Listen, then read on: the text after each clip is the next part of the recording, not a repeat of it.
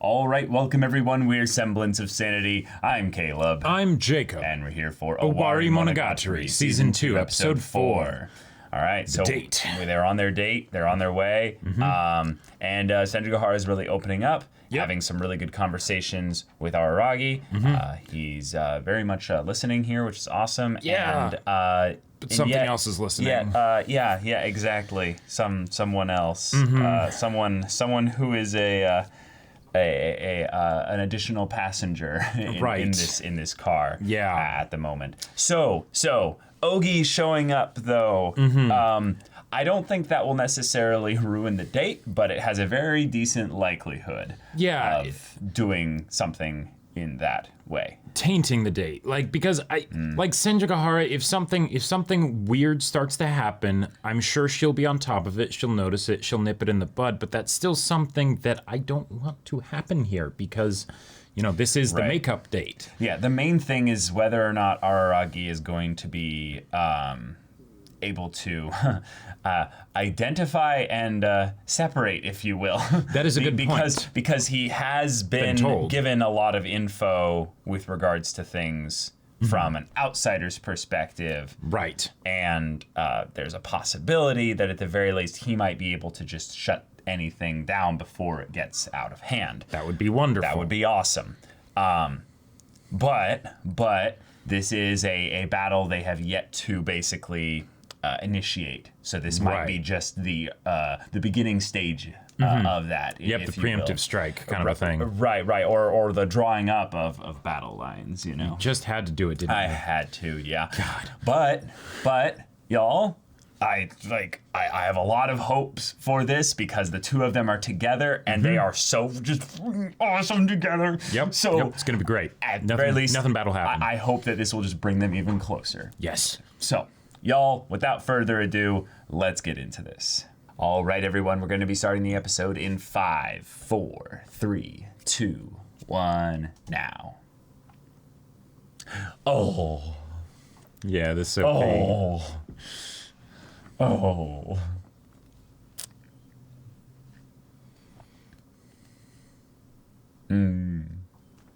Enchanting indeed.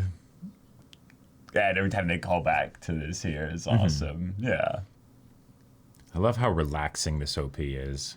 Because so many of the OPs in this show, rightfully so, will be high energy or intense in some way or other. Yeah, but this one's just more fun, or it's just yeah.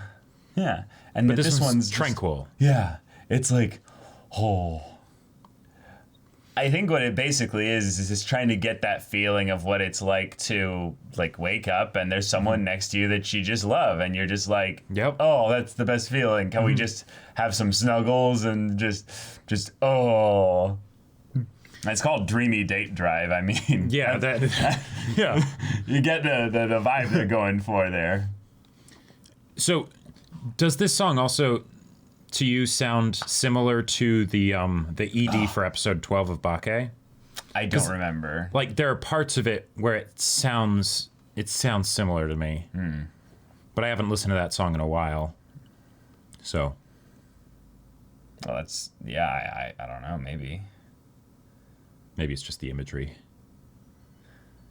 Hitagi Rendezvous Part 2. Okay. Oh.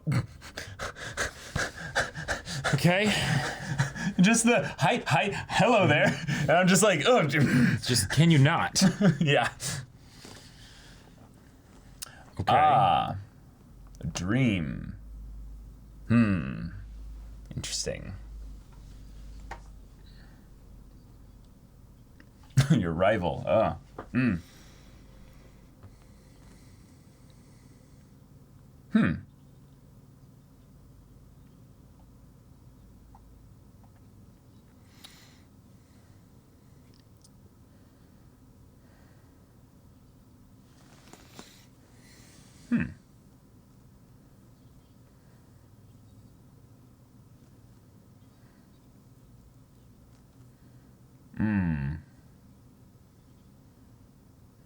So what are we drawing attention to here? Yeah.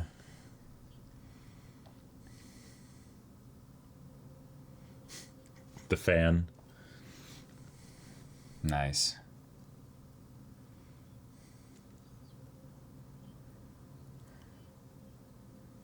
Oh, is that fire like the comet? Like, or like...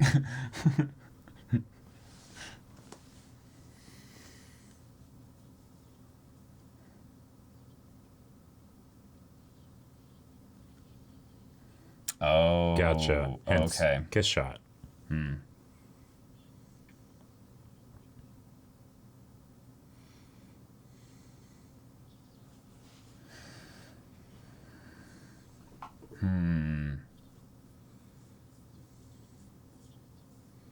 Right.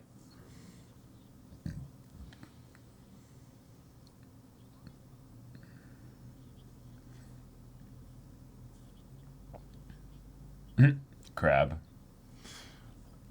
Are you trying to imply what I think you're trying to imply, Ogie?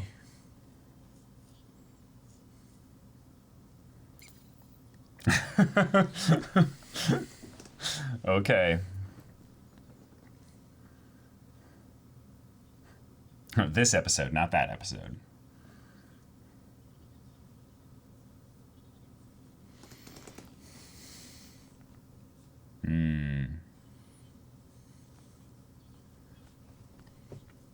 Do tell.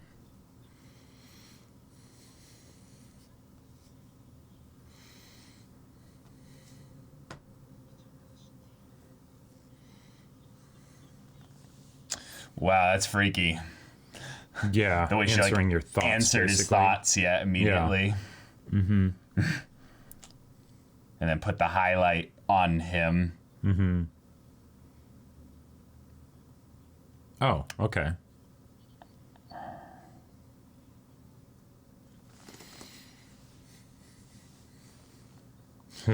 Oh. Split. Okay.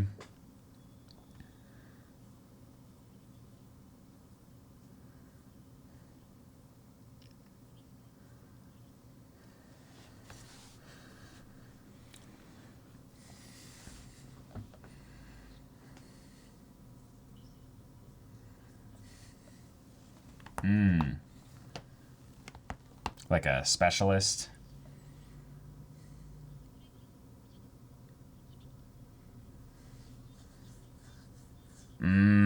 Ah.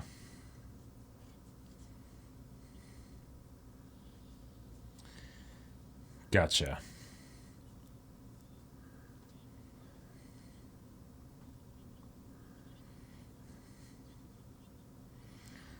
And here you are, Araragi. Yep. Mm-hmm.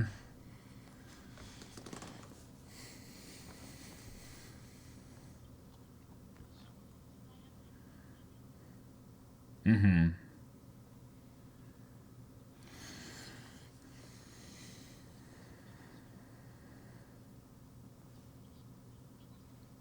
Curses? Yeah. Is that the thing of Yozuru not being able to walk on the ground? Huh.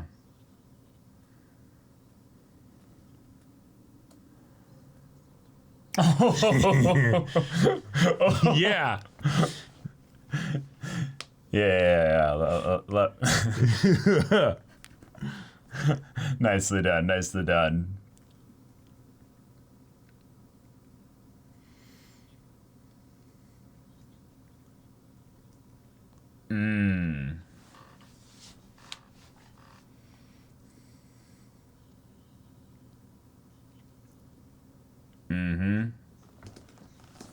Right. Yep. Yep.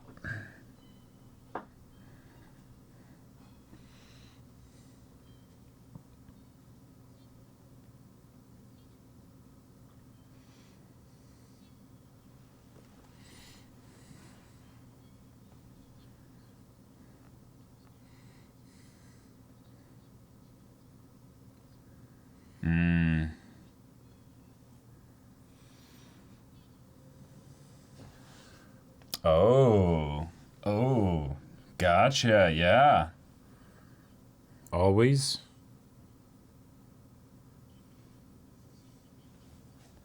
Yeah, always is way too strong of a word.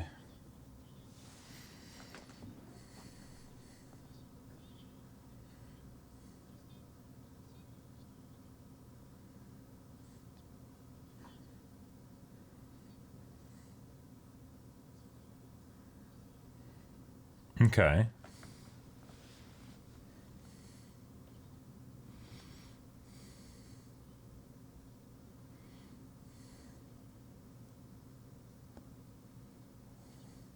Huh. But haven't we already kind of mocked that level of immaturity a little bit from there?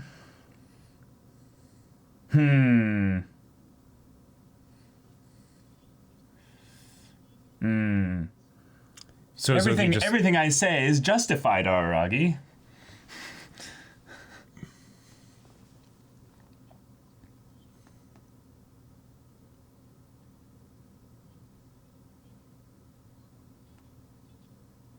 Oh.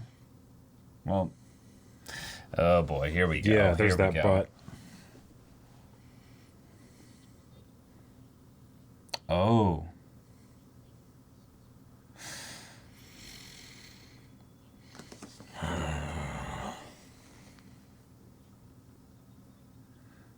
Of course. Right.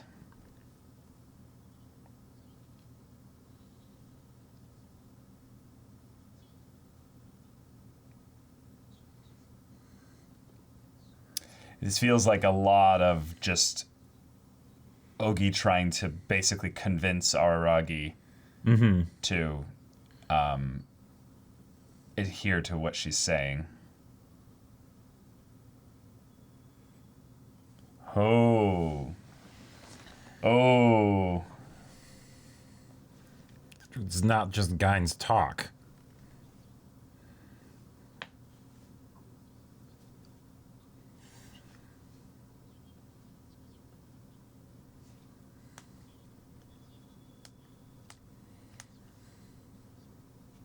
Fat chance. Yeah.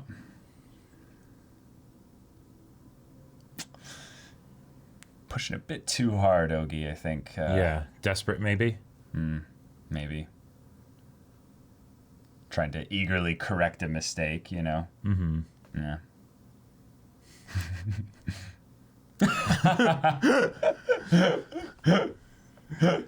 Sure. Yeah.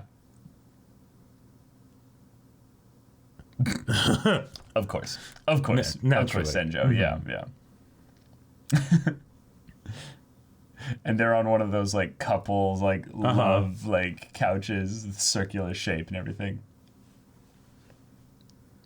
I mean, no, not really, Senjo. No. Okay, so this is the planetarium. Oh, this is the smile. Oh.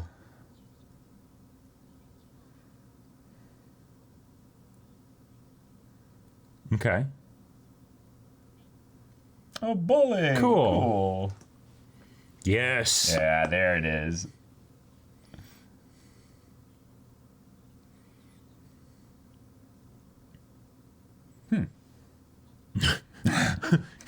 Good timing for saying that. Yeah.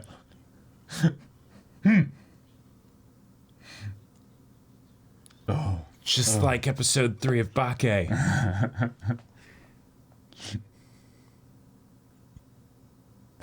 Oh. This is adorable. Yeah, this is really sweet. Oh.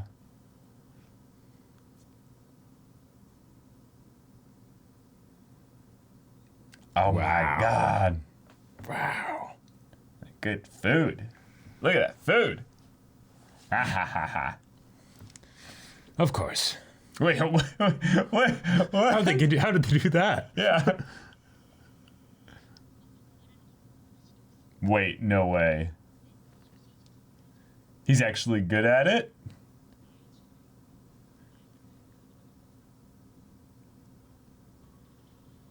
Oh, never mind. No, no chance. She's no chance. Destroying you. Oh.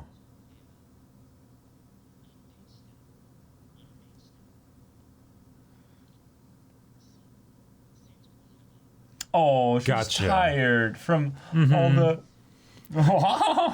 Wait, he won by 1 point! Oh, okay. Look at that face! Yeah, that pout face. What kind of lewd request? And she's like, I'm not I'm not against it. Yeah.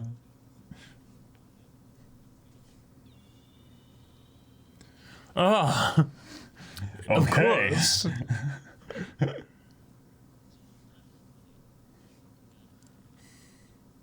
Wow. Okay. Okay. All right.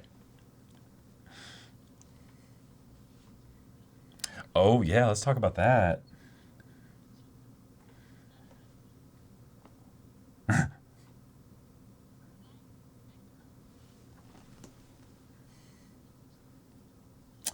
An astute observation. Yes.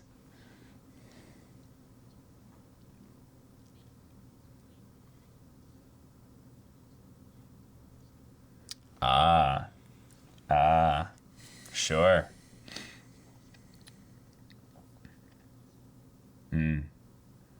Almost as if it's two sides, yeah. Yes. So it's absolute obedience. All right. Lose your voice is Please. good and proper. Please. Oh, they skipped no. it. They skipped it. No. Come on. No. Wait. What? Yeah, exactly. Oh my god. Senjo, the shade. Wow. That is a burn. Oh my gosh. She's tripling down on it. Yeah.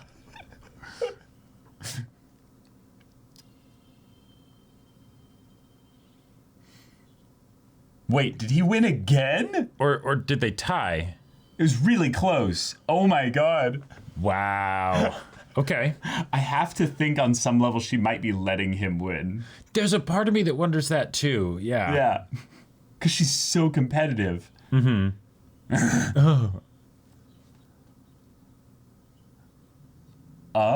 she gives him an idea. Naturally. Yes. Oh my god.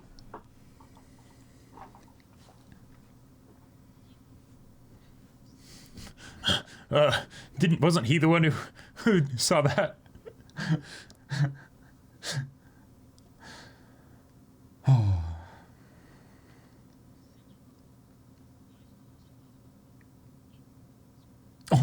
Oh my god. Yeah, not that important.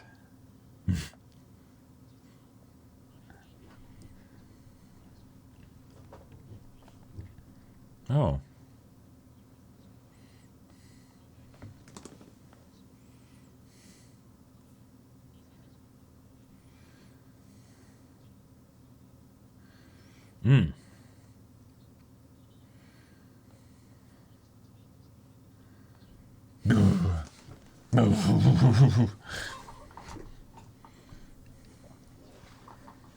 Exactly.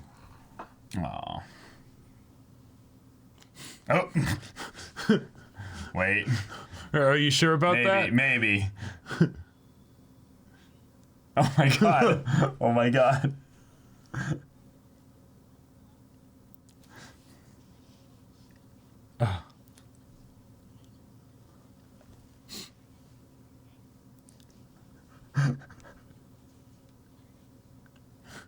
Okay, that is a gorgeous view. Yeah.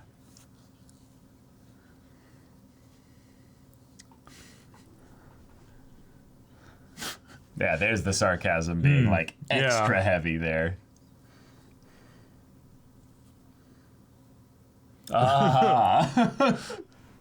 Oh my gosh, Senjo.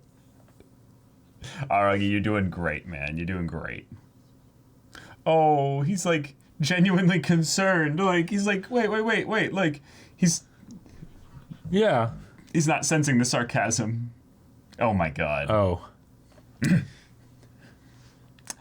we go. Third time's a charm. Yeah, there it is. Was she faking the waterworks? Yeah, I think she was. Yeah.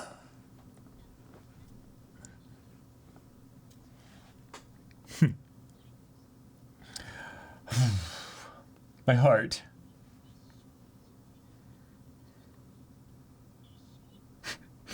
She added a little addendum in there. Make wild, passionate love to me. No. Oh, okay. Oh. Hitagi. Oh, yeah. Hitagi rendezvous. No, because remember, episode 12. Mm-hmm. Her dad's not here. Yeah. No honorifics. Oh. Oh.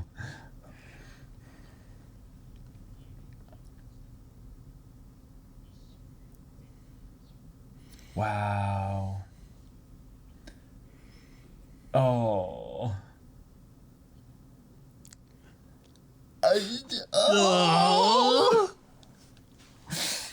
Oh my god. That's great. Sweet. That's a good way to compensate. Die of sweetness right now. Well, right, but like after that first half with Ogi and everything, you know, it's nice to have this to sort of counterbalance it. You know? I don't think there's even any balance at all. This is just like the dense sugar of just absolutely destroyed. Like that whole bit. I was just that was so good. So many great callbacks to like just earlier episodes, especially Bake, but like yeah. I love to see the two of them together. Yeah. It's so wonderful. Because they've both done so much for each other. It's really cool to see them both in this really like strong place where even if Araragi is having to deal with, Ogi and stuff, he's still in a pretty good place here. Yeah. And I really hope that the idea of him then starting to get this idea that he has to obsess over like what the right thing to do is not something that like derails anything with Senjugahara, because in this whole like state here he was basically like I what's the right thing to do, Senjugahara? What's the right thing to do? And yeah, he just kind of matched her energy, and it was just wonderful. Yeah. Yokata. Oh no. Oh. Oh no. Ooh. Oh no. Oh no. Can we not right now?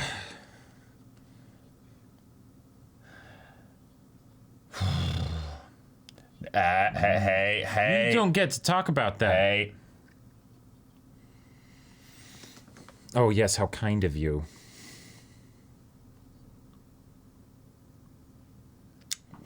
Tell him. Yeah. Tell him. Right.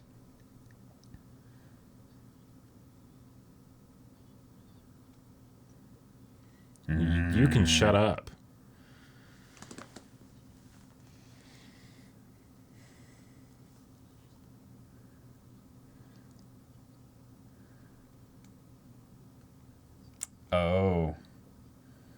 Oh, we're gonna go this angle. Okay. Oh, of course not.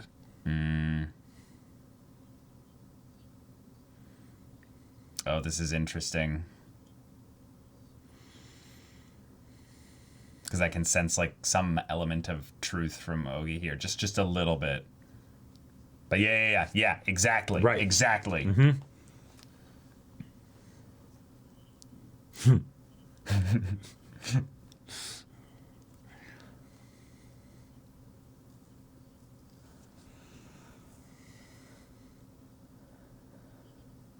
Oh, maybe We're desperate. is a little bit there. Yeah.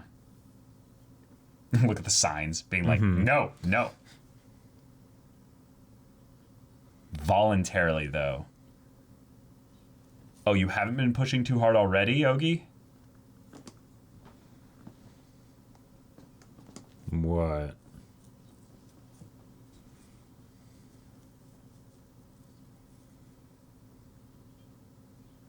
Oh, here we go. Here we go.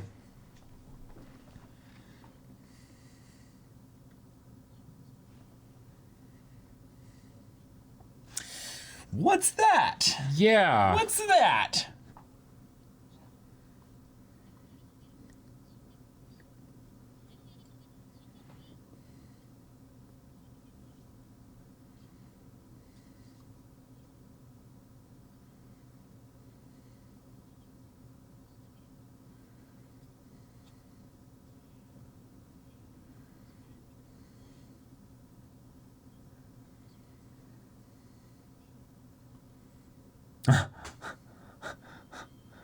Did you see that? That was crazy. That was a Gein smile. Uh-huh. Wait.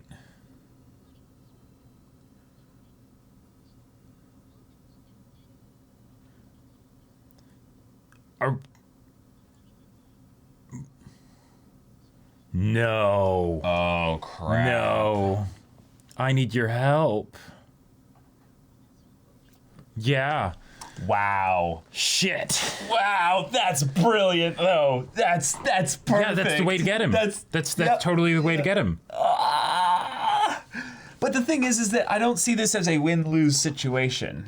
All right, Okay. y'all. Like that was a fantastic episode. That was an incredible episode. And we got like two big like whiplashes of emotion as we're like, oh, hello there. Yes, Ogi, hello. You exist. And then Ogi kind of goes, I'm gonna take a step back, and we're like, oh, thank you. I think, like, yeah. Is this really just okay? Yeah, and then we get the most like amazingly wholesome, warm, and just precious and pure. Everything that is wonderful with this date between Senjigahara and Araragi. Too wholesome. Too wholesome. So sweet. I got diabetes. And then when we got to the end of it, we are starting to question a little bit as to whether or not Senjigahara was entirely trying to win all those times. Right. Or whether or not she was trying to just set this up so that Araragi would have the opportunity to, tell her to do, whatever. And I think because she loves him, she trusts him. Yeah, I think both work because on the one hand, yes, she wants him to call her Hitagi. Yes. She said that back in Bake episode 12, right? And we know that she calls him Koyomin, when they're alone together. So, yes. But he does not call her Hitagi. So, that's kind of an issue, especially since her dad isn't here or anything. There's no reason for him to be saying Senjigahara. Exactly. Right? Yeah. So, yeah, if she wants to win and she gets all competitive about it and she gives those, like, it's hard for me to doubt those pout faces that she was giving. Like, they were really convincing. Those were very convincing pout faces. And I absolutely believe that, yes, she would, without a doubt, stoop to fake crying. She'd be you didn't give me a gift. I was looking forward to it all day. Yeah. It's like a tradition, like of a thing where and it's funny because I actually found this out through the Trash Taste podcast. If you have a girl giving you gifts on Valentine's Day, directly a month after is what's called White Day. And White Day is stereotypically where the guy then reciprocates the girl's gift on Valentine's Day with something to basically tell the girl in a subtle kind of way of, or not necessarily so subtle, how they feel about the girl. Gotcha. So if you give less of a gift, it's like saying, no, don't. Right. Yeah. If you give neutral, it's kind of like saying, oh, well. Polite, you know. But it's also saying, no, I'm not really into you. And then if you give like a little bit more or, slightly equal, then it's like, okay, yeah. That's cool. Right. Using that as part of the communication Right, but it's just a tradition thing. Yep. And the fact that Araragi didn't follow with tradition isn't a problem for Senjigahara. That's right. She was just trying to get him to, Because she didn't give him a gift so that he would give her something back. That wasn't the point. That's not the point. So, I love these two. I love these two so much. Yep. This whole episode was just chock full of callbacks to earlier parts of the story, and we can see how far these characters have grown, how far they've come, and just how much better they are for the fact that they have each other. Right. Yeah. And I love it. Like, what could be better than that, But then if it was something where, Senjigahara was letting him win, episode 3 of Bake, you can tell me to do whatever you want, right? And this time lewd requests were probably genuinely on the table, right? Well, she was pushing him in that direction. In fact, when he started like not really doing like kind of really big things, it was more just like, oh, we'll walk, you know, arm in arm or hand in hand until next meal or something. She's like, that's something that's really sweet, but I think she was trying to be like, hey, you can make it pretty good. Like you can, yeah. And then when they got to the next one, she was like, you know, you should carry me out to the car like a princess. Right, exactly. Yep. Yeah, and it did, of course, and it was wonderful. Because what he was saying, well, what if you had went? She's like, well, I would have made lewd requests, of course. Obviously. Yeah. But then, no. Yeah. Wouldn't have been. Yeah. Would have been something much simpler and much simpler. A whole lot more important to her. So, yeah. I mean, like Burn love. Yep. Every time Senjigahara shows up, right? Oftentimes it's after, you know, being away for a while. That's true. You know, and especially with regards focus, to like and we mentioned this in the previous episode, I think, but of her and Araragi together, right? You know, like because we saw her in Koi, but you know, Araragi wasn't really around for that. So this has been, well, much like the date, a long time coming and very much appreciated. And she makes up for lost time. Yes, and it's because he took the exams already, he's basically no longer, you know, having the potential of being distracted or anything like that. Yep. And so she's basically giving him the congratulatory, like, I'm so proud of you, and I also am so in love with you, so let's have, like, the most just full just date ever. We condensed 6 months into one. And then, of course, we get basically one of the things that she's been kind of waiting for like a year. And it happens. It's so sweet. They hold hands and it's just And one of the things that I really appreciate about this is that, like, Monogatari and, you know, Nisio, you know, because he's the one who wrote the light novels, really knows how to play with tropes well so that they have the meaning that can often get lost because they become common tropes, right? Oh, sure. So the whole thing of calling, you know, her by her first name, right? There are so many anime that I've seen where that's like just sort of casually done, like right in the beginning, you know, because it's sort of like these are the two main characters of this romantic, they'll end up you know, together. show or whatever, and they'll end up together, right? You know, and oftentimes with, you know, excuses for that are sometimes good, sometimes a bit forced, you know. Yeah. Right. But by having this only happen now, right? Something that is very simple in a lot of ways, but we can see just how much it means to both of them. Yeah. Right? It's this so is powerful. This is like hand holding levels of lewd. Like it's like, you know, you don't like you can't top this, you know? Man. So it's beautiful. I love it. Yeah. It's great choice, Nisio. Like This was really awesome. sweet. Yeah. It was excellent. And then the bomb drops. Yeah. Ogi has been waiting. And Also, by the way, Araragi, I kind of have to give some props to you because I don't know if he just ignored Ogi when they interacted at the planetarium. But he was like, or Ogi was like, hey, tell Senjigahara about this episode. And he didn't. He didn't. Not on screen at the very least. So I have to wonder, is Araragi ignoring Ogi? I think so. Or is he at the very least kind of aware enough to go, no, I'm not going to ignore you. I'm going to go and we're going to have a little talk like immediately after this. But no, I'm not going to do that. I am able to separate, if you will, the importance of me spending time with Senjigahara and bringing you up. Right. Because I think Araragi knows at this point, and he's just having trouble saying it.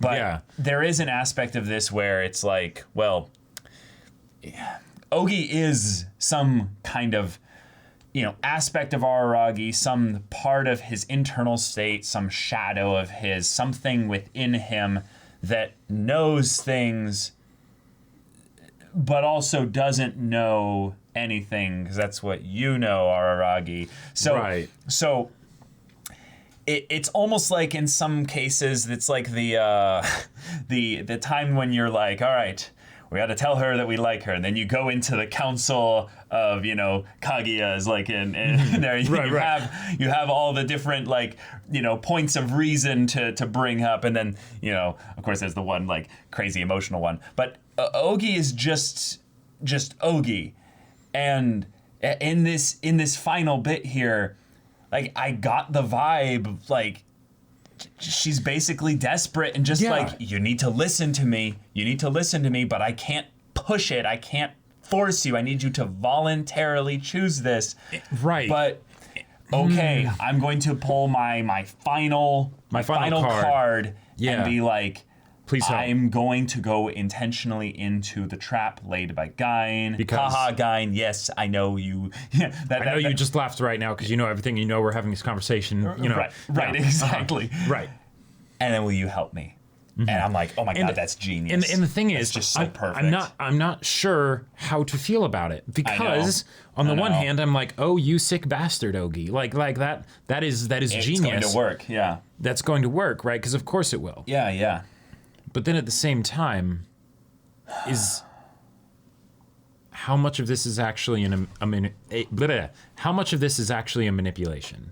Yeah, because in some ways it doesn't matter at this point, right? Well, right for Araragi, but for the sake of us, the audience, and Ogi, and that felt fairly genuine, and because Ogi serves a purpose, right? We know that Ogi serves a purpose, even if she's also has caused some trouble, right? Ooh, a lot of characters end up being the cause of most of their own pain. Exactly. So in some ways, you could say Araragi's caused Araragi some trouble. Right. But if Ogi is, some aspect, some shade, shadow, whatever, of Araragi. I mean, definitely is. Right, exactly. 100%. Yeah. There is an aspect of her that needs to be defeated, but also needs to be accepted, right? So in this situation where she's basically saying, I need help, there's that part of me that's like, oh, this seems like a slimy ploy, because of course Araragi will help anyone if they come up to him and, really need help. Right. But how much of it is just an earnest plea with no sort of double-sided, like, there's no barb to it, right? Where she's saying like, because I know that you'll help me, I'll be able to get some one-up on Gein or something like that. And I'm not sure. And because I feel like what if this became something, and this is maybe why Ogi, exists later on in Sudoku Devil and such, where, as just a, another person in the world, is maybe because she sort of gets this isn't the right word, but redeemed in a sense, like her also problem gets solved in a similar way to the other characters and previous points throughout the show, right? Like, but that's not a different person necessarily. Are you meaning like a transformation, or are you meaning like an exorcism? Because I don't think she's a demon possessing Araragi. No. Well, I'm not entirely sure what she is, because she's interacted with other characters when Araragi wasn't even around. Well, that's the thing. So, that just could have been Araragi. like, that's the thing. Potentially, it's like I feel like the imagery has gotten to the point where it's not even a question anymore of whether or not Ogi is an aspect of Araragi. It's just the question to what degree? Well, to what part?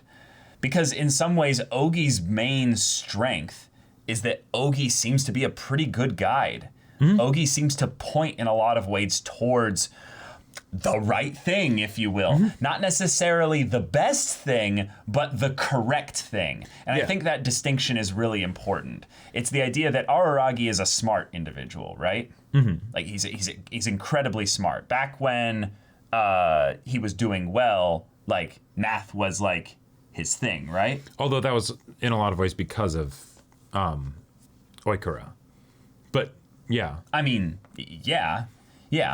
But I mean, in terms of how he like just understands things in general. He's a bright kid. He's a really bright kid. Yeah, exactly. And I would say that over the course of the story, he has made lots of mistakes, just in general. Sure. And she brings up at the end, like, I only have one regret.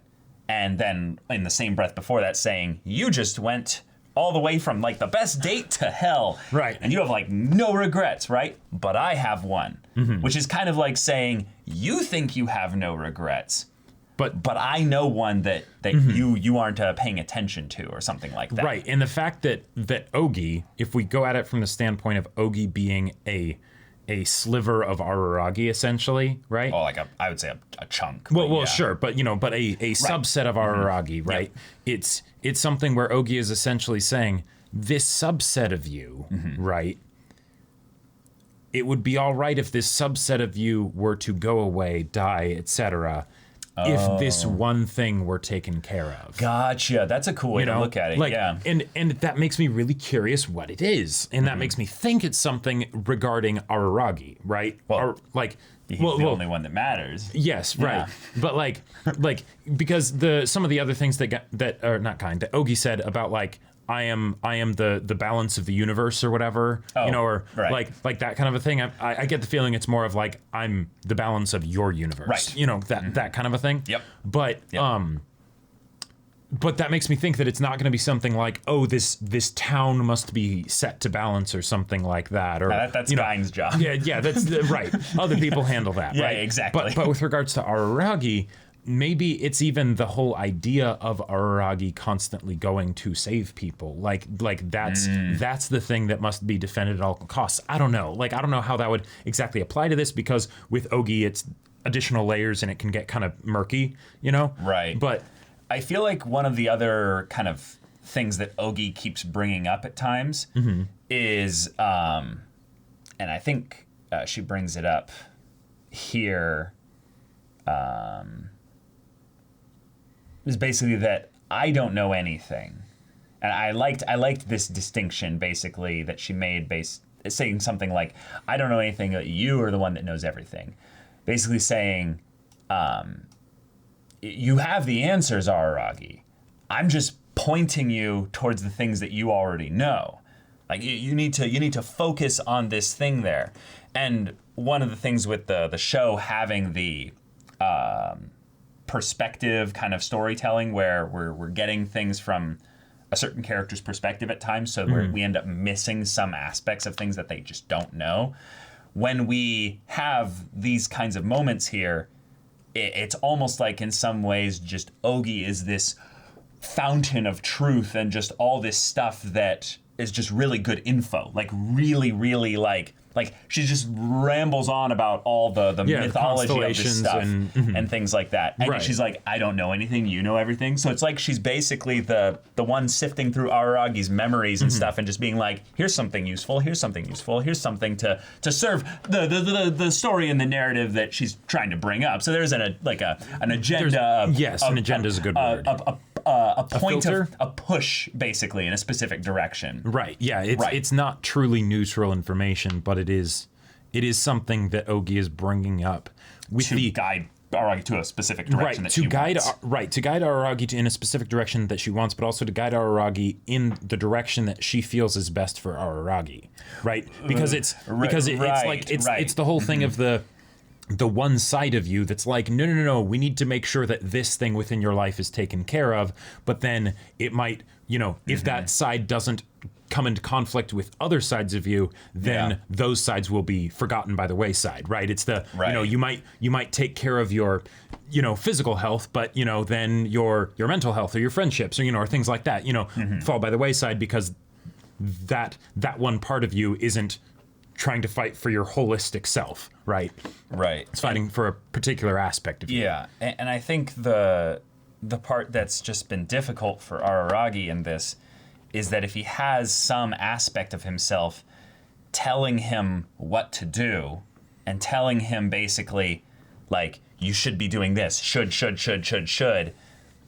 he then could become obsessed a little bit with doing the right thing.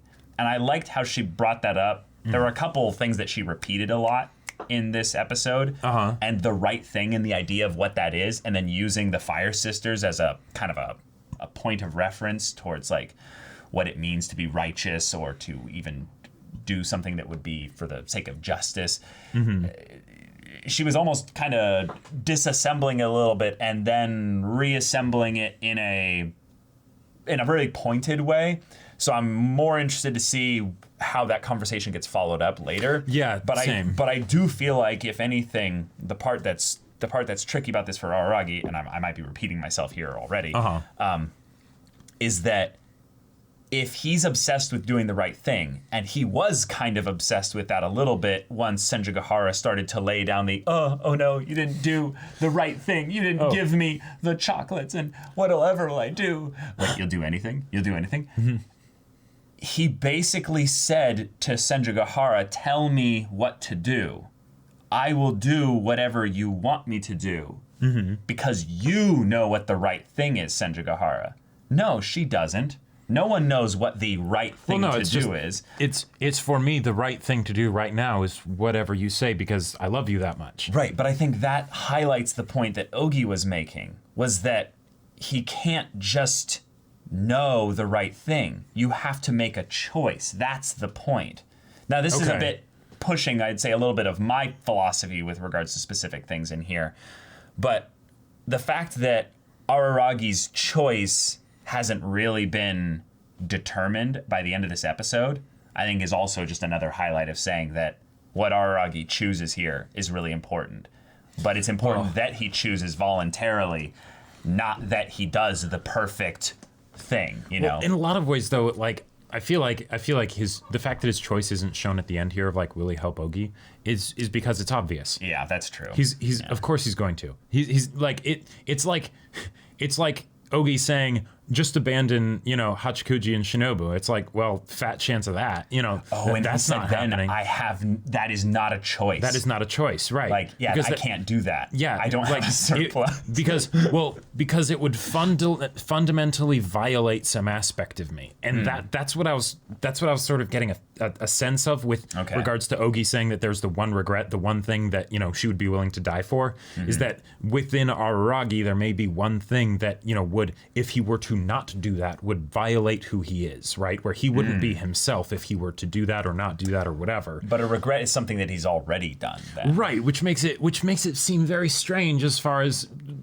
choice of words for Ogi. Yeah, so that's why I think in some ways it almost has to be something with regards to Ogi. Well, okay, and we can also probably figure out that of course it would be a regret, because otherwise Ogi wouldn't have shown up in the first place. Right. Because Ogi isn't a response, isn't something to maintain the balance, it's to reset the balance. Right. Right. Bring things back to zero. Right, exactly. Yeah. I'm not sure what that thing would be, but we'll probably find out in the next episode. Well, I think we'll find out, maybe even in some ways from Gain kind of being another voice, kind of pushing Araragi to acknowledge it himself. And in some ways, I'm still really surprised, and I think it's more of a denial thing, or more of just a scary place for Araragi, because he's still not sure who or what Ogi is, and it's like, I know we get that omniscient perspective. It allows us to get a little bit more like info from things with regards to things that they're pushing here, but I feel like that's just making it clear to us that Ogi cannot be stated in such a general way. Like, Ogi is not just a general aspect of Araragi. There is a specific core, integral aspect of Araragi that Ogi basically has either a hold of or represents, or both. Right. I feel like it's a similar thing to the situation with Oikura, where there were a lot of things that Araragi was dealing with, and the ripples and stuff were general, right, that we could see as a result,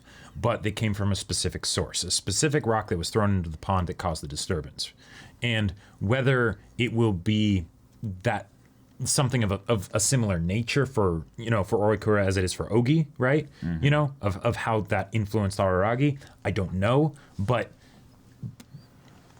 yeah. But y'all, we're barreling towards like climactic confrontation conclusion, and yeah, it's gonna be good. It just feels like this is like going to be everything. Like this is going to be everything. There's still this part of me though that doesn't trust Gein, like because I don't trust Ogi, right? I gotcha, but there's this part of me that's like, like well, she knows too much. Right. It's the idea that Gein doesn't manipulating. just say everything. Right, exactly. Because there's a conclusion that Gein wants as well. Right. And then it's do we trust that the conclusion that Gein wants is in line with, say, Araragi's best interests or things like that? Well, again, the right thing to do doesn't incorporate perfect or best or anything like that. And that's that whole thing of, I almost want to talk about this really quick. Ogi literally said being righteous, kind of the idea of what the Fire Sisters represent, doesn't mean doing the right thing all the time. Right. Which is literally, by definition of what righteous means, it doesn't mean that. And yet so many people correlate righteous to being someone that does the right thing all the time. It's basically the idea of the perfect crusader paladin, like, I believe entirely that I am right, always. And then they immediately make the mistake, essentially, because they believed that they were right. The word righteous, as a concept, does not allow for mistakes, but then in any kind of practical application, the whole idea is that would never happen. Yep. So then the best that people go for is the correcting of the mistakes as the attempt to... But that's not true. Righteous means right standing. Righteous goes into the concept of judging, the idea of whether or not someone is in good standing with the law. So, when someone would be righteous, their aspects would bring into some element of balance. There wouldn't be stuff out of balance. So righteousness in some ways is basically saying you're in balance. You're in balance with the laws of the universe, if you will. Oh my God, I think it's all just unraveling right in front of me. I'm a bit skeptical, but I like the train. Like this is this is something I feel like it's all clicking into place here. It's just that no, Ogi's just manipulating you. No. I think Ogi is trying to get to the point that Araragi needs to understand that he can't live life without making mistakes. That's the double negative thing. Right, here. and that was what Hachikuji pointed out, that all you can do is win, Araragi. You're Aralaki-san. Right. And that's in some ways a counterbalance to the I always make mistakes, to bring it to somewhere in the middle, which maybe Ogi is trying to bring up in that I need you to do the right thing, but I'm not going to tell you what the right thing to do is. And I'll just say, one of the things that might be so perfectly genius about this with Ogi is that Ogi is literally being the sage kind of helper here by saying, I need you to do the right thing, Araragi. I cannot tell you what the right thing to do is. I have to let you voluntarily choose what it is. Okay. And that, how does that play out, though? Well, that's the thing. By Ogi saying, please help me, Ogi is not telling Araragi this is the right thing to do. Ogi is maybe, kind of nudging by being like, hey, just a bit. I need your help. But it's also saying, Araragi, this is what I choose. What do you choose here? Because this is an area like, oh man, are we going to restart the discussion? Okay, I want to quickly bring this up. I have had this debate with myself and tons of other people about the idea of where manipulation gets accepted, and I don't like it. And that is that when someone makes a choice, you are not beholden to responding to their choice. Right. They can make their choice as they will. Yep. But there is something that I feel like is a subtle form of manipulation, where when you make the choice and you basically then go to the person and say, this is my choice. I'm going to demand now that you tell me what your choice will be in response to this. What are you going to do? What are you going to do? Pressuring. It is pressuring, yeah, but it is not necessarily, and this is what a lot of people probably is, it's not necessarily manipulation. It is basically an essence of communication, of saying, I need to know what you're going to do. Because it affects me. Because it affects me. It would be a lie to say that the choices of the people around you do not affect you. Sure. They do. The measure at which they affect you is up to you. Well, it varies. You know, it varies dramatically.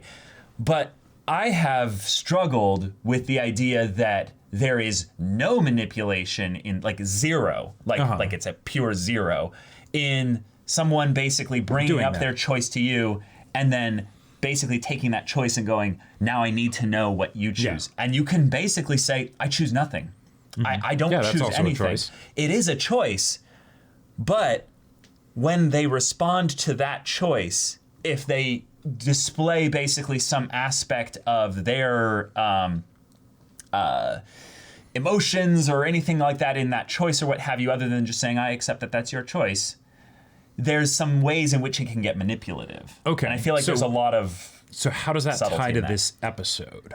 In that Ogi does not necessarily want to push any specific thing onto Araragi other than just saying, hey, I'm just hoping you make the right choice. Hoping you make the right choice. Well, dang it. No, she definitely, slick talk. The guy in slick talk thing. Right. Dang she definitely has an agenda, but she also acknowledges that she has boundaries that she needs to hold to. And that's... And yeah, all this talk just basically makes me more excited for the next episode because because there are so many different ways that this can go, right? Because the degrees to which Ogi is to be accepted versus, say, exercised or whatever, right? That can vary drastically. I think it's going to be mostly acceptance, right? But like acceptance with letting go, essentially, because sort of an Ogi, you've done your job. You're not needed here anymore. Kind of a deal. Ogi's like in Tsuruga Devil. Ogi's in Tsuruga Devil. And has a completely different form. And is not connected to Araragi in any way. It seems in that part. No, again, I still feel like that's the big point is that Tsuruga Devil, Ogi is a boy. So I think if anything, Ogi is way more connected to Araragi. Really? Yeah. Like 100%. Yeah. Okay. Yeah. That's why I think balance is the point there with that whole idea of righteousness being something where it's having something be in right standing. Okay. So it's something about, no, Ogi is going to be a thing that doesn't need to push anymore. But as for like letting go, I don't know. Well, I mean, that was, Ogi seemed pretty separate from Araragi there. Like, we never saw the two of them. Did we ever see the two of them basically end Tsuruga at the same point? Didn't Tsuruga refer to Ogi as her junior? She might have. I believe so. She might have. I can definitely understand the idea of sometimes when Ogi and Araragi are around and stuff, it's actually like just Araragi, like, behaving like Ogi talking through him, sort of, I'm going on that like almost all the way because I really, really love the way they seem to be pushing the idea through the visuals and the setups and the dialogue and everything that Ogi is an internal part of Araragi. Right. There's no way anyone is... getting some kind of like, specter that they see or some like form or what have you. Well, that's all for us. And the part of when Ogi said, I want to clear up one potential misunderstanding, I am not the darkness, that I thought was pretty curious because Ogi had said previously in the episode, I am sort of the laws of the universe or whatever, which seemed to be the darkness was, and we mentioned this earlier. Well, but you also said earlier in the discussion that that's the laws of Araragi's universe. Right, exactly. So confirming that Ogi is not the darkness makes it seem like it's Ogi is some aspect of Araragi, of course. But, yeah, I don't know. Oh, to bring up the righteous thing again. Okay. I'll be done with this after this point here. All right. I'll be done with this after this point. This is my last thing. If she is the laws of the universe, and he's and they're both bringing up well, she's more bringing it up, the idea of doing the right thing. Mm-hmm. And then at the end, she's like, I need you to make the right decision here. I can't push you here. I don't want you to get lured in by Gein's slick talk. What that is saying, I don't want Gein to make the choice for you. Oh, and yes, what right. she's saying is that I being the laws of your universe in that regard, I have been making choices for you. Oh, and okay. I am now going to let go and basically go to my death. Right. But I need you to make a choice without me. Okay, so I think and then that will be the point where he basically then chooses, I don't reject you, Ogi. I'm going to accept you and understand you, and we're going to get through this together. Right. So I think I know what Ogi's regret might be. Oh, yes. What is it? That Araragi needs her. Oh. Because think about it. In her, if she's an internal part of Araragi, the ideal state would be that she wouldn't be there, right? And she is there so that eventually, right, she can go. She's not needed anymore. Right, she's not needed anymore. That's why she hasn't been around for the whole story, right? Right. Because along the way there was a need. There was a set of circumstances that led to Araragi needing Ogi, right? Yeah. So she shows up, right? Then, I like it. Eventually, what would be the one thing that would kill her fundamentally is if, well, that part of Araragi sort of just went away, wasn't needed, whatever, right? So and with the Gein slick talk thing, it's yes, I need you to make the decision because that's the only way that I can go away, right? Because it needs to be something that's resolved inside you. We're going to win in general. Right. Yeah. Yeah. Now, I don't know if that fully holds up with all of the other plot things that have been set up within this Gein-Ogi conflict within this, arc here, but I feel like that could maybe be it. I think one of the things that makes analyzing the show a lot easier is take each individual episode at face value with regards to what it brings within its bounds, because the writing is so good at times that it'll tell a complete packaged story within the episode itself. Therefore, you can get from that, if you get that interpretation right, you can then pull that back and see how it connects to other things that have been already set up within the story. So, yeah, I think you're like really onto something here with the idea of Ogi being needed, and then the final choice might be then that no, I want you, I don't need you, but I will accept what you bring, right? And by extension, something along those lines, yeah. Araragi getting balance, self-acceptance. Yep. Yeah. Okay. Oh man, this is cool. This is cool. Y'all, thank you so much for watching this episode's reaction and discussion. If you want to see the next episode's reaction and discussion right now, though, go check out the link in the description below for our Patreon. You can get on early access there, and any level support gets you access to our Discord, where you can chat with us and the community there about this show, about anime in general, and you can also talk with Jacob about the sci-fi novel that he wrote. Yep. Wrote a book. It's called Battle Lines. I know you've heard of it before, but if you've been curious about it, it's on Amazon, and the link is in the description, so go check it out. Yeah, so if any of that interests you, we'll see you there. But until then, we're Semblance of Sanity. I'm Caleb. I'm Jacob. And we'll see you all next time.